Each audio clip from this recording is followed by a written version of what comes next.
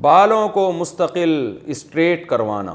میرا ننیال آپ کے عزیز شہر سہارنپور میں. ماشاءاللہ ماشاءاللہ. میرا سوال یہ ہے کہ میرے بال باریک ہونے کے سبب الجھتے ہیں. یہ نہیں بتایا کہ میں, اچھا آگے بتایا کہ یہ دہلی سے ہیں.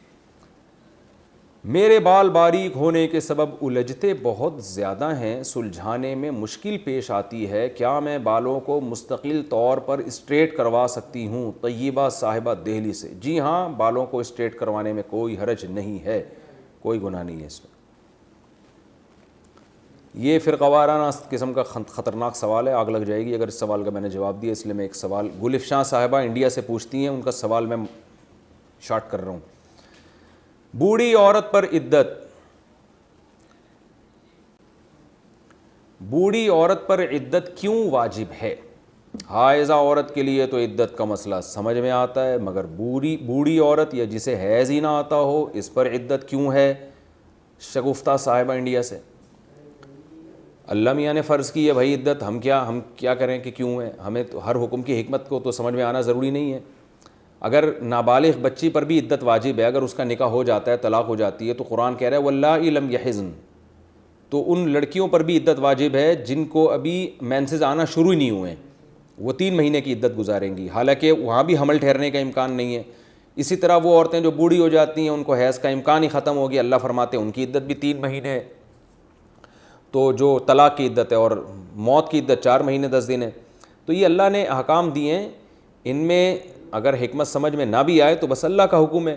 بہت سے علماء نے بہت سی حکمتیں بیان کی ہیں. ایک بڑی حکمت اس میں یہ بھی ہے کہ شوہر کا احترام عورت کے دل میں ڈالنا, یعنی اسے یہ باور کرانا کہ تم سے ایک نعمت چھن گئی ہے, تو اس لیے تم اتنے دن سوگ میں رہو گی.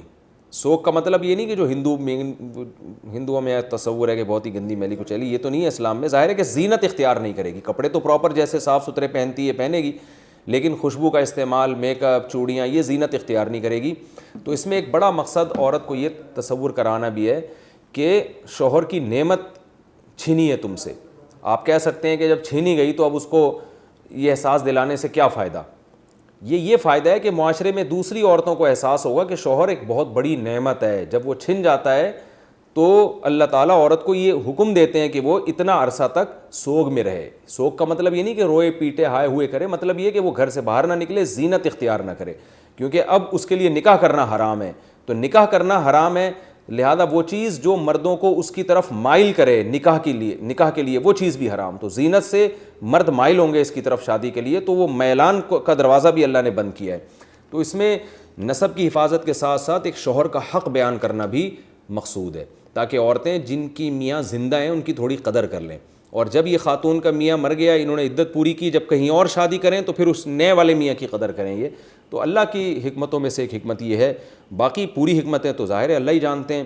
ہم اللہ کے حکام کے مکلف ہیں, جس طرح ہمیں کہہ دیا ہم اس طرح حکم کو فالو کریں گے. یہ جو آج کل نئے پروفیسر ٹائپ کے لوگ پیدا ہو رہے ہیں, حکمتیں نکال کے شریعت کے حکام ہی کی دھجیاں اڑا دیں. جیسے غامدی صاحب نے تو کہا کہ اگر الٹرا ساؤنڈ سے پتہ چل جاتا ہے کہ حمل نہیں ہے تو اگلے دن ہی گھر سے باہر نکل جائے, کیونکہ اب بچہ تو نسب میں تو اشتباہ ہو نہیں سکتا.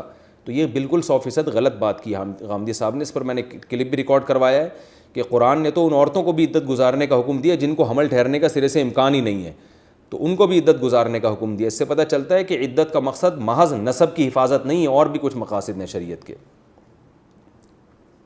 دیکھیں, عورت کا میاں باپ مر جائے تو 3 دن سو گئے, بھائی مر جائے 3 دن سو گئے, بیٹا مر جائے 3 دن سو گئے, شوہر مر جائے 4 مہینے 10 دن. تو اس سے پتہ چلتا ہے نا کہ اللہ کی نظر میں عورت کے لیے میاں کی کوئی ویلیو ہے. تو جب اللہ کی نظر میں ہے تو خواتین کو بھی اپنے میاں کو کوئی ویلیو دے دینی چاہیے, اس سے ثواب ملے گا انشاءاللہ. اچھا بھائی.